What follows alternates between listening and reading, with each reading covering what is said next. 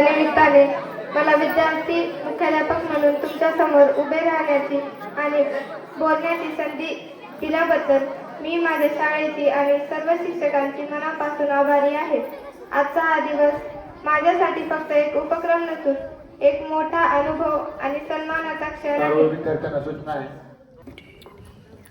आज मी इथे एक सामान्य विद्यार्थी म्हणून नाही तर एक दिवसाची मुख्याध्यापिका म्हणून तुमच्या समोर उभी आहे। आज आम्ही विद्यार्थी शाळा चालवत आहोत, वर्ग सांभाळत आहोत आणि शिस्त पाहत आहोत।